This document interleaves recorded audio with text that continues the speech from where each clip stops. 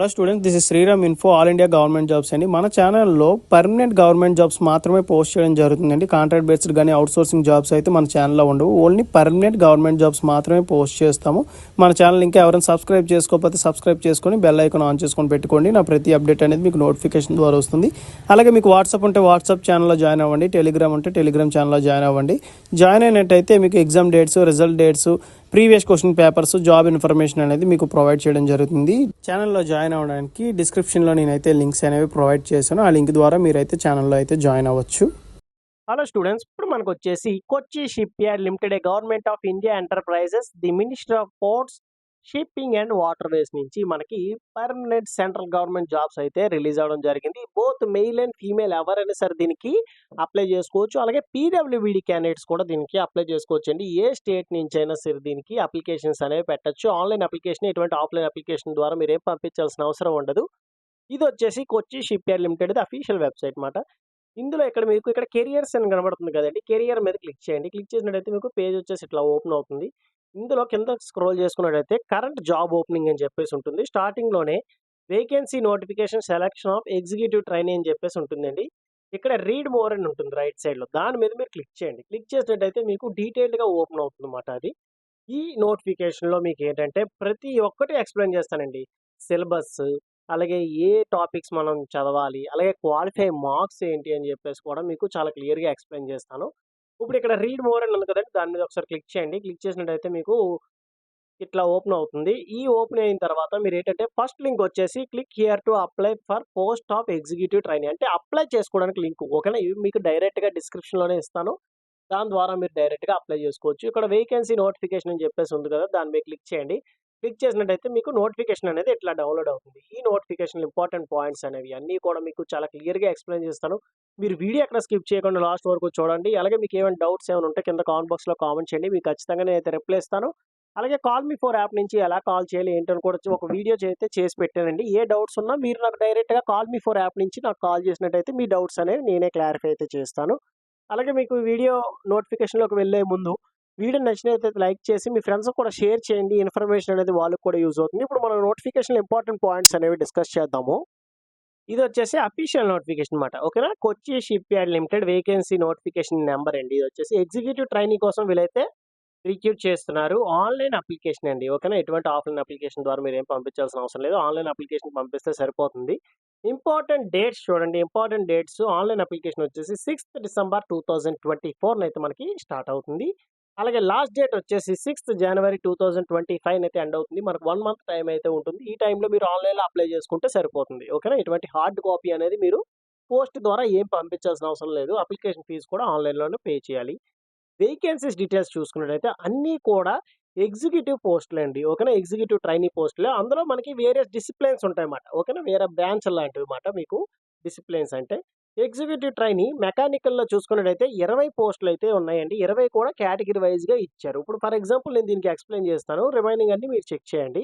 ఇప్పుడు open కేటగిరీకొచ్చేసి 8 vacancies ఉన్నాయి. OBC వాళ్ళకొచ్చేసి 6, SC వాళ్ళకొచ్చేసి 3, ST వాళ్ళకొచ్చేసి 1, EWS వాళ్ళకొచ్చేసి 2 పోస్టులైతే ఇవ్వడం జరిగిందన్నమాట. ఓకే. ఈ విధంగా మీరు చెక్ చేసుకోవాలి. అలాగే ఎగ్జిక్యూటివ్ ట్రైనింగ్‌లో ఎలక్ట్రికల్ వాళ్ళకొచ్చేసి 4, ఎలక్ట్రానిక్స్ వాళ్ళకొచ్చేసి 2, నేవల్ ఆర్కిటెక్చర్ వాళ్ళకొచ్చేసి 6, అలాగే సివిల్ డిపార్ట్‌మెంట్ వాళ్ళకొచ్చేసి 3, ఐటీ ఇన్ఫర్మేషన్ టెక్నాలజీ వాళ్ళకొచ్చేసి 2, హెచ్ఆర్ డిపార్ట్‌మెంట్ వాళ్ళకొచ్చేసి 4, అలాగే ఫైనాన్స్ డిపార్ట్‌మెంట్‌కొచ్చేసి 3 పోస్టులైతే ఉన్నాయి. టోటల్‌గా మనకి 44 వేకెన్సీస్ ఉన్నాయి. 44 వేకెన్సీస్ కూడా మనకి ఓపెన్ కేటగిరీకి 21 ఇచ్చారు. ఓబీసీ వాళ్ళకొచ్చేసి 10, ఎస్సీ వాళ్ళకొచ్చేసి 6, ఎస్టీ వాళ్ళకొచ్చేసి 5, ఈడబ్ల్యూఎస్ వాళ్ళకొచ్చేసి 1 పోస్ట్ అయితే ఇవ్వడం జరిగింది. ఓకేనా? ఇవి టోటల్ వేకెన్సీస్ కేటగిరీగా ఎలా ఇచ్చారని చెప్పేసి. The posting of executive trainee. మీకు పోస్టింగ్ ఎక్కడొస్తది? జాబ్ ఎక్కడొస్తదని చాలా మంది అడుగుతారు. చాలా మందికి ఉండే డౌట్ కూడా ఇదే ఉంటుంది. జాబ్ ఏ లొకేషన్‌లో మనం చేయాల్సొస్తుంది అంటే మనం కొచ్చిలో వర్క్ చేయాల్సుంటుంది. లేదు అనుకుంటే ముంబైకి ట్రాన్స్‌ఫర్ జేసుకోవచ్చు. అలాగే కోల్‌కత్తా గాని, లేదంటే అండమాన్ అండ్ నికోబార్. ఇక్కడ కూడా మీకు అయితే ట్రాన్స్‌ఫర్ అయితే చేసుకునే అవకాశం ఉంది. బట్ మీకు ఇనీషియల్‌గా కొచ్చిలో ఇస్తారు. తర్వాత మీకు దగ్గరలో ఉన్న సిటీకి గాని, స్టేట్‌కి గాని మీరైతే ట్రాన్స్‌ఫర్ చేసుకునే అవకాశం కూడా దీనికి కల్పిస్తారన్నమాట. ఇనీషియల్‌గా మీకు ట్రైనింగ్ అయితే 1 ఇయర్ అయితే ఉంటుంది. తర్వాత మిమ్మల్ని అసిస్టెంట్ మేనేజర్ పొజిషన్‌లో కూర్చోబెడతారండి. ట్రైనింగ్‌లో ఉన్నప్పుడే మీకు 50,000 వరకు సాలరీ ఇస్తుంది. అది ఫర్దర్‌గా మీకు ఎక్స్‌ప్లెయిన్ చేస్తాను. పే స్కేల్ లెవెల్‌కెళ్ళాక మనకు చాలా క్లియర్‌గా ఇచ్చారు pay scale.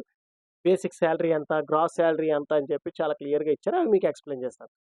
ఇప్పుడొచ్చేసి education qualification details చూడండి. మెకానికల్ వాళ్ళకి సంబంధించి డిగ్రీ ఇన్ మెకానికల్ ఇంజినీరింగ్ అంటే బీఈ, బీటెక్‌లో ఎవరైతే మెకానికల్ ఇంజినీరింగ్ చేసిన ఉంటారో వాళ్ళు ఎవరైనా సరే దీనికి అప్లై చేసుకోవచ్చు. ఆటోమొబైల్ ఇంజినీరింగ్ అయినా సరే దీనికి అప్లై చేసుకోవచ్చు. బట్ బీఈ, బీటెక్ అనేది ఉండాలన్నమాట కంపల్సరీగా. అలాగే ఎలక్ట్రికల్ వాళ్ళకి సంబంధించినట్టు చూసుకున్నట్టయితే బీఈ, బీటెక్‌లో ఎవరైతే త్రిబుల్ ఈ స్టూడెంట్స్ ఉంటారో వాళ్ళు ఎవరైనా సరే దీనికి అప్లై చేసుకోవచ్చు. సబ్ డివిజన్స్ కూడా ఇచ్చారండి. అంటే మనకి డిసిప్లిన్స్ ఏ డిసిప్లిన్స్ వాళ్ళు అప్లై చేసుకోవచ్చు అని కూడా మనకి ఎడ్యుకేషన్ క్వాలిఫికేషన్‌లు ఇచ్చారు. ఇది ఎక్స్‌ప్లెయిన్ చేసిన తర్వాత మీకు అది కూడా ఎక్స్‌ప్లెయిన్ చేస్తాను.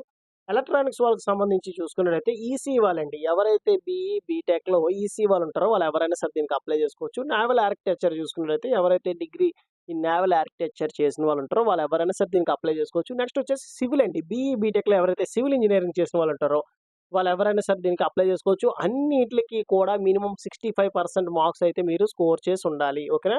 మాక్సిమం అన్ని 60% ఇస్తారు. బట్ వీళ్ళిక్కడ 65% అయితే అడగడం జరిగింది. చూసుకోండి. ఐటీ వాళ్ళకి సంబంధించి ఎవరైతే కంప్యూటర్ సైన్స్ చేసిన వాళ్ళు ఉంటారో వాళ్ళు ఎవరైనా సరే దీనికి అప్లై చేసుకోవచ్చు. ఇప్పుడు సీఎస్‌సి డిపార్ట్మెంట్ వాళ్ళు ఉంటారు కదండీ! బీఈ, బీటెక్‌లో అండ్ 4 డివిజన్స్ కూడా వచ్చాయన్నమాట. Artificial intelligence and machine learning అని చెప్పేసి వాళ్ళు ఎవరైనా సరే దీనికి ఎలిజిబుల్. అందరూ కూడా దీనికి అప్లై చేసుకోవచ్చు. నెక్స్ట్ హెచ్ఆర్ డిపార్ట్మెంట్ వాళ్ళకి మాస్టర్ డిగ్రీ అడిగారు. అలాగే పోస్ట్ గ్రాడ్యుయేషన్ డిగ్రీ అడిగారన్నమాట. ఇది హైయర్ ఎడ్యుకేషన్ క్వాలిఫికేషన్ కాబట్టి నేను ఎక్స్‌ప్లెయిన్ చేయట్లేదు. లేదు వాళ్ళకు దానికోసం కూడా కావాలంటే కింద కామెంట్ బాక్స్‌లో కామెంట్ చేయండి. మీకు ఖచ్చితంగా నేనైతే రిప్లై ఇస్తాను. అలాగే నెక్స్ట్ వచ్చేసి ఫైనాన్స్ అండి. ఫైనాన్స్ డిపార్ట్మెంట్‌కి చూసుకున్నట్టయితే ఎవరైతే చార్టర్డ్ అకౌంట్స్ చేసిన వాళ్ళు ఉంటారో అంటే సీఏ అండి. ఎవరైతే చేసిన వాళ్ళు ఉంటారో వాళ్ళు ఎవరైనా సరే దీనికి అప్లై చేసుకోవచ్చు. ఇక్కడ చూడండి మనకి క్వాలిఫికేషన్స్ అని ఇచ్చారు. మెకానికల్ వాళ్ళకి సంబంధించి ఏ డిపార్ట్మెంట్స్ అప్లై చేసుకోవచ్చంటే ఇండస్ట్రియల్ అండ్ ప్రొడక్షన్ ఇంజినీరింగ్ చేసిన వాళ్ళు అప్లై చేసుకోవచ్చు. అలాగే ఇండస్ట్రియల్ ఇంజినీరింగ్ చేసిన వాళ్ళు అప్లై చేసుకోవచ్చు. Mechanical production and tools engineering చేసిన వాళ్ళు అప్లై చేసుకోవచ్చు. మెకాట్రానిక్స్ చేసిన వాళ్ళు అప్లై చేసుకోవచ్చు. ప్రొడక్షన్ ఇంజినీరింగ్ చేసిన వాళ్ళు అప్లై చేసుకోవచ్చు. మెకానికల్ అండ్ ఆటోమొబైల్ ఇంజినీరింగ్ చేసిన వాళ్ళు కూడా దీనికి అప్లై చేసుకోవచ్చండి. అలాగే ఎలక్ట్రికల్‌కి సంబంధించినట్టు చూసుకున్నట్టయితే ఓన్లీ త్రిబుల్ ఈ మాత్రం ఇచ్చారు. ఎలక్ట్రికల్ అండ్ ఎలక్ట్రానిక్స్ ఇంజినీరింగ్ చేసిన వాళ్ళు మాత్రమే దీనికి అప్లై చేసుకోవాలి. అలాగే ఎలక్ట్రానిక్స్ చూసుకున్నట్టయితే అప్లైడ్ ఎలక్ట్రానిక్స్ ఇంజినీరింగ్ చేసిన వాళ్ళు అప్లై చేసుకోవచ్చు. Applied electronics and instrumentation engineering చేసిన వాళ్ళు అప్లై చేసుకోవచ్చు. ECE electronics and communication engineering చేసిన వాళ్ళు అప్లై చేసుకోవచ్చు. ఎలక్ట్రానిక్స్ అండ్ ఇన్స్ట్రుమెంటేషన్ ఇంజినీరింగ్ చేసిన వాళ్ళు అప్లై చేసుకోవచ్చు. ఎలక్ట్రానిక్స్ ఇన్స్ట్రుమెంటేషన్ అంటే కంట్రోల్ ఇంజినీరింగ్ చేసిన వాళ్ళు కూడా దీనికి అప్లై చేసుకోవచ్చు. అలాగే ఎలక్ట్రానిక్స్ అండ్ టెలికమ్యూనికేషన్ ఇంజినీరింగ్ చేసిన వాళ్ళు కూడా దీనికి అప్లై చేసుకోవచ్చు. ఓకేనా? ఈ బ్రాంచెస్‌లో ఏ బ్రాంచ్ అయినా మీరు దీనికి అప్లై చేసుకోవచ్చు. అలాగే నేవల్ ఆర్కిటెక్చర్ కూడా సేమ్ అయితే ఇవ్వడం అయితే జరిగింది. బీఈ, బీటెక్‌లో ఎవరైతే నేవల్ ఆర్కిటెక్చర్ చేసిన వాళ్ళు ఉంటారో వాళ్ళు ఎవరైనా సరే దీనికి అప్లై చేసుకోవచ్చు. ఇక్కడ మనకి ఇచ్చిన పాయింట్ ఏమి ఇచ్చారంటే పీడబ్ల్యూబీడీ క్యాండిడేట్స్ కూడా ఎలిజిబుల్ అండి. మీరు కూడా దీనికి అప్లై చేసుకోవచ్చు అని చెప్పేసి మనకి ఇవ్వడం జరిగింది. అలాగే ప్లేస్ ఆఫ్ పోస్టింగ్ మీకు ఆల్రెడీ చెప్పడం జరిగింది. ట్రైనింగ్ అనేది 1 ఇయర్ ఇస్తారండి. ట్రైనింగ్ 1 ఇయర్ తర్వాత మీకు అసిస్టెంట్ మేనేజర్ E1 గ్రేడ్ అయితే ఇవ్వడం జరుగుతుంది. మీరు ఈ ట్రైనింగ్‌లో ఉన్నంత కాలం మీకు నెలకి రూ. 50,000 అనేది చేతికి డబ్బులైతే ఇవ్వడం జరుగుతుంది. అంటే మీకు ఏంటంటే సాలరీ అండి. స్టైపెండ్ సాలరీ అంటారన్నమాట. ఇప్పుడు ఏదైతే అప్రెంటిస్‌షిప్ చేసినప్పుడు మీకు ఎలా అయితే ఇస్తారో సేమ్ ఇది కూడా మీకు రూ. 50,000 అనేది స్టార్టింగ్ ట్రైనింగ్‌లో ఉన్నప్పుడు ఇచ్చే సాలరీ. మీరు ఎక్స్‌ట్రా అవర్స్ చేయాల్సి వచ్చినట్టయితే మీకు ఎక్స్‌ట్రా కాంపెన్సేషన్ కింద రూ. 3,000 అనేది ఇస్తారన్నమాట. ఇప్పుడు హాలిడే అండి. హాలిడే టైమ్‌లో మిమ్మల్ని వర్క్‌కి పిలిచారనుకోండి. మీకు పర్ డే అని చెప్పేసి ఇంత అమౌంట్ అయితే ఇవ్వడం జరుగుతుందని చెప్పేసి మనకిక్కడ చాలా క్లియర్‌గా నోటిఫికేషన్‌లోనే ఇవ్వడం జరిగింది. ఓకేనా? ఆఫ్టర్ 1 ఇయర్ ట్రైనింగ్ మీకు ఎగ్జిక్యూటివ్ ట్రైనీ నుంచి అసిస్టెంట్ మేనేజర్‌కి మీకైతే పోస్ట్ అయితే ఇవ్వడం జరుగుతుంది. దీనికి పే స్కేల్ వచ్చేసి 40,000 నుంచి 1,40,000 వరకు మీకు ఇనీషియల్‌గా బేసిక్ సాలరీ అయితే ఇవ్వడం జరుగుతుంది. ఇప్పుడు స్టార్టింగ్ సాలరీ మీకు ఇనీషియల్‌గా బేసిక్ సాలరీ 40,000 ఇచ్చినట్టయితే మీకు ఈ బెనిఫిట్స్ అన్నీ కవర్ అవుతాయన్నమాట. ఓకేనా? ఇన్సూరెన్స్ కవరేజ్ అని, లీవ్ ఎన్కాష్‌మెంట్ అని, అలాగే పీఎఫ్ అని చెప్పేసి ఇవన్నీ కూడా మీకు యాడ్ అవుతాయి. ఇక్కడ చూసుకున్నట్టయితే టోటల్‌గా మీకు టోటల్ పర్ మంత్ సాలరీ ఎంతొస్తుందండి?